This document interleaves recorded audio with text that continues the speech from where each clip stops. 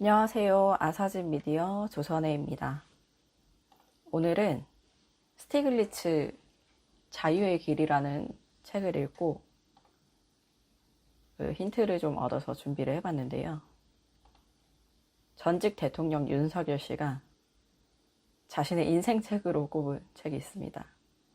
미국 경제학자 밀턴 프리드먼의 선택할 자유라는 책인데요. 이분이 신자유주의의 대표 경제학자입니다. 제가 거기까지는 알고 있었는데 자유의 길이라는 책을 보니까 이분이 칠레 독재자의 일종의 경제 선생님이었다고 하더라고요. 그래서 그 내용을 좀 짚어봤습니다. 윤석열 씨가 프리드먼 그 찬양이라고 해야 되나? 그 얘기를 굉장히 많이 했었는데 20대 대선이죠. 2022년 전에 2021년 이제 대선 준비할 당시에 매일경제 인터뷰에서 깊은 감명을 받은 책이다 라고 이제 그 책 내용을 좀 얘기를 한 부분이 있어요. 거기서 이제 보면은 이 책은 이제 돌아가신 그 윤석열 씨 부친이신 윤기중 연세대 명예교수의 추천을 받고 검찰 시절 내내 이제 끼고 살았다고 그렇게 표현을 했는데, 대검 2007년 대검 검찰 연구관 할 때까지 항상 들고 다녔다고 합니다. 그래서 이제 그 프리드먼의 주장을 공권력을 제어하는 데 많이 써먹었다고, 나쁜 규제는 없애야 된다 라고 이제 생각을 하면서, 그러니까 이제 2002년에 이제 대통령이 되기 전부터 작은 정부, 시장 중심주의가 좋다라는 그 생각을 이제 계속해서 이제 가지고 왔던 거죠. 그래서 이 밀턴 프리드먼이 누군가, 이분은 이제 1976년 노벨 경제학상을 받았는데, 정부 개입하지 마라. 시장이 최고다. 시장한테 맡기면 다 해결된다. 라는 이제 그 논리를 다 이제 전 세계에 전파를 한 거죠. 그래서 로널드 레이건 미국 대통령과 마거릿 대처 영국 총리 등이 사실상 거의 밀턴 프리드먼의 주장을 이제 실제 경제 이제 정책을 반영을 해서 했던 거죠. 그래서 그 이제 뭐 공공부문 축소해야 된다, 복지도 줄여야 된다, 노동 유연화도 해야 된다 해서 그 잘 아시는 것처럼 그 여러 가지 갖가지 부작용이 나타났죠. 근데 문제는 프리드먼이 이제 칠레 군사 독재 정권에도 같은 얘기를 설파를 하고 다녔다는 건데, 스티글리츠, 이분 미국 컬럼비아대 석자 교수십니다. 이분도 이제 노벨 경제학상 받으신 분인데, 자유의 길에서 이렇게 얘기를 해요. 프리드먼은 악명 높은 칠레 군사 독재자 피노체트의 핵심 고문으로 기꺼이 봉사했다. 요 딱 한 문장이 있어요, 책에. 좀 더 찾아봤는데 더 없더라고요. 한 반쯤 읽었는데 이게 무슨 소리지 해서 제가 좀 더 막 찾아보기 시작한 거죠. 그래서 피노체트가 누군데, 아우구스토 피노체트라고 하는데 1973년에 이제 쿠데타로 이제 정권을 잡습니다. 그래서 이제 대통령 취임해서 지내다가 1980년에는 아예 이제 신헌법을 만들어서 17년 동안 장기 집권한 독재자죠. 그래서 좀 더 찾아보니까 이 17년 재임 기간 중에 3,197명이 정치적 이유로 살해를 당하고 또 수만 명이 감금된 상황에서 고문 강제 추방을 당했다고 합니다. 그러니까 더 쉽게 표현하면 칠레 역사상 최악의 독재자라고 하는 인물인데요. 근데 프리드먼이 왜 이 사람한테 그 봉사를 했나 해서 조금 최근에 내용이 좀 불충분해서 더 찾아봤습니다. 그래서 그 경제학사에 관심 많은 분들은 다 아시겠지만, 칠레 이 피노체트 정권에는 프리드먼보다는 프리드먼의 제자들이 더 프리드먼의 생각을 이렇게 전파시키고 한 걸로 좀 알려져 있어요. 근데 저는 프리드먼 개인이 그 피노체트랑 뭘 좀 한 게 없나라고 해서 찾아봤습니다. 미국의 자유주의 월간지 리즌이라는 곳이 있더라고요. 거기 2007년 3월호에 프리드먼에 대한 내용을 쭉 아주 길게 기사로 쓴 게 있더라고요. 그 프리드먼이 2006년 11월에 사망하셨기 때문에 조금 늦은 그 부고 기사를 쓴 게 아닌가 이렇게 생각을 하는데, 거기에 프리드먼이랑 피노체트의 직접적인 만남 경위를 설명한 부분이 있어요. 그래서 보면은 그 당시 1970년대 당시에 칠레 소위 경제개혁 프로그램이라고 하는 그게 있는데,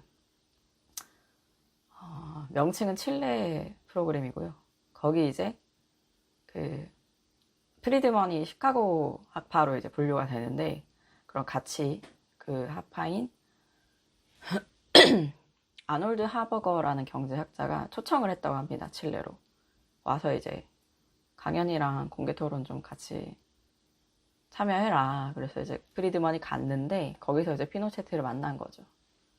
그래서 피노체트가 자기 앞으로 경제정책 어떻게 해야 되나 그 레터로 달라. 그래서 프리드먼이 알겠다 해서 적어준 것이 정부 지출 빨리 강하게 줄여라. 인플레이션도 마찬가지고. 그리고 무역정책 다 개방해라. 이렇게 조언을 해준 거예요. 하지만 피노체트의 그 독재정치, 통치에 관해서는 얘기를 하지 않았다고 합니다. 그래서 보면